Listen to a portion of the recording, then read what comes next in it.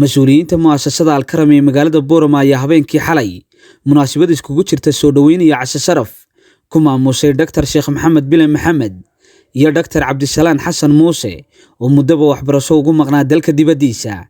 Xafladani ayaa ka qabsoontay Hotel Sow ee koonfurta magaalada.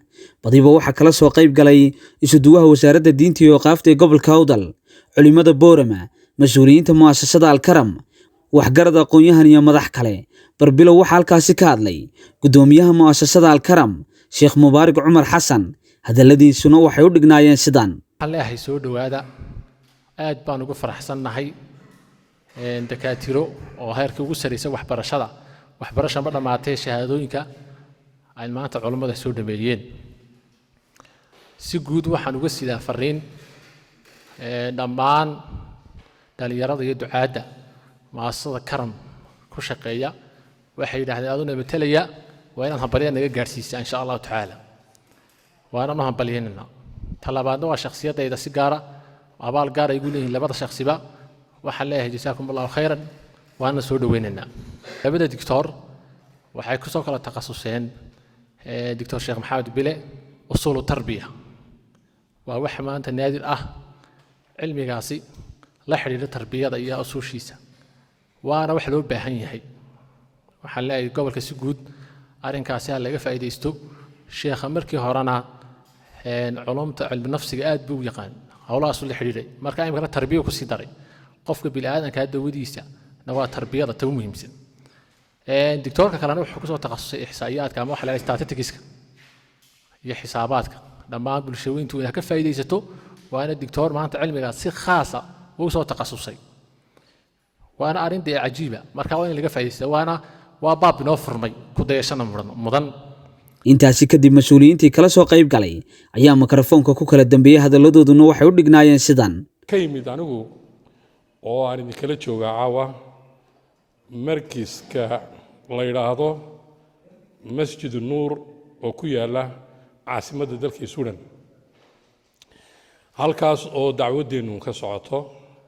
waa masaajidkii raxmatullaahi calayhi Sheekh Umar Faaruq 3 jeer kitaabka quraan ku dhameeyay, oo uu ka bilaabay mu'tamaraadka caamka ka noqday caalamka oo dhan, oo ay walaalaha Soomaalida ee ducaadda ahi ee salafiintu ay hogaaminayaan. waxa markiiskaasi taariikh kale uu leeyahay. masaajidada ku yaala Scandinavia oo dhan isaga dhalay. ducaaddii halkaa joogtay salaam weyn baan idinka gaarsiin doonaa, kana oo laga arki doonaa insha Allah. waxaanan og yihiin oo aan u baahnayn loo sheego in magaalada Boorama tacliintu taalo taayadoo la isla ogyahay. labada sheekhna dee waan u ducaynaynaa inuu Ilaahay subxaanahu wa tacaala anfac u geliyo cilmigaas soo barteen, iyagana iyo ummadda kalena waxay ugu taraan insha Allah tacaala. kolkii horeba mashaayikhdu ducaad bay ahaayeen, Sheekh Cabdisalaan iyo Sheekh Maxamed Ba. jazakumullahu khayr baan leenahay, soo dhawaada. culimada maxaad cilmigaas soo barteen Ilaahay aan ku anfaco, iyagana waan u ducaynaa Ilaahay maxaad ka dhigo maxaad kuwii adduun iyo aakhiraba oo anfaco. cilmi naafaco maxaad ay uga tagaan bulshada iyo iyagaba ay ku anfacaan Ilaahay nooga dhigo. cilmigaad soo barateena khaasatan doctorka iskuuladii waa looga baahan yahay. maxamed Bile aad baan u balansanay wax badan oo hayo inuu maxaad ay macallimiintii dib ugu soo celiyo. runtii aad baan ugu balansanay. gabayada carabiga aad bay Soomaalidu u tiriyaan. Soomaalida waxa ka soo baxay dad gabayada ay tiriyaan aanay carabi yani maarsa carabi halka fariisiyay ayaa ka soo baxay. taaliifkana waxa rajaynayaa aad baa wax loo alifaa in qaar nafciilihi ay ka soo bixi doonaan, iyagana ay ka soo bixi doonaan. bidaayaadkii baa la maray. marka labada sheekh waxaan leeyahay runtii arrinkaasi qoraalka iyo taaliifkana inaad soo kordhisaan oo kutub qortaan ayaan rajaynayaa. culimada waxaan leeyahay kolkii horeba ducaadii khayrka aadka uga shaqeeyay ummadana anfacay ayaad haydeen. maantana tii unbay ku sii socon doonaan insha Allah taala. waa kii nabigeenu yidhi calayhi salaatu wasalaam, khayru nnaasi anfacuhum linnaas. dadka waxa ugu wanaagsan oo ugu khayr badan kuwa ugu nafciga badan ee ugu waxtarka badan. run ahaantii Sheekh Cabdisalaan iyo macallinkayga Sheekh Maxamed Bile waa dadka ugu nafciga badan.